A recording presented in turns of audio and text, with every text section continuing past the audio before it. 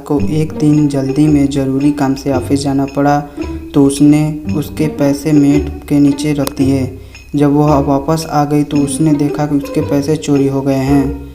उसने तुरंत जासूस मेहुल को बुलाया क्योंकि वो बहुत जाना माना था। उसने घर पर काम करने वाले नौकरों से पूछताछ किया।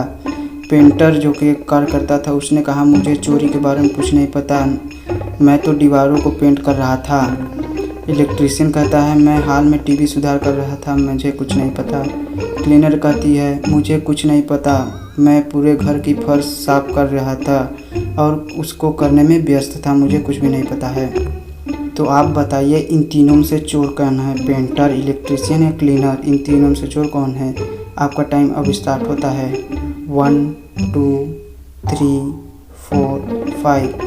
तो इसमें से चोरी क्लीनर ने किया है क्योंकि इन तीनों में से क्लीनर ने ही मेट के नीचे सफाई करने के लिए देखा होगा, तो वही चोर है। क्योंकि तो यह कहानी है एक अवांछित अतिथि की, जहाँ पर एक दिन रोहन स्कीइंग करने गया था। जब वहाँ से वो वापस लौटा तो उसने देखा कि उसके घर पर कुछ अमूल्य सामान की चोरी हो गई है। जब उसने जासूस मेहुल को अपने घर पर बुलाया, घर के बाहर के चोर के पैरों के निशान देखने पर उसको शक हुआ। शक रोहन के परिवार वालों पर गया और उसने पूछताछ की। रोहन के चाचा ने कहा कि उनके पैरों में चोट लगी है, अब वह व्हील चेयर का उपयोग करते हैं, वह चोरी भला कैसे कर सकते हैं। उसकी बहन ने कहा कि मैं तो अपने घर पर गई थी, मुझे कुछ भी नहीं पता। उसकी चाची ने कहा, मैं अपने घर में क्रिसमस की तैयारी कर रही थी और क्रिसमस को सजा रही थी, मैं भला वहाँ गई ही नहीं थी।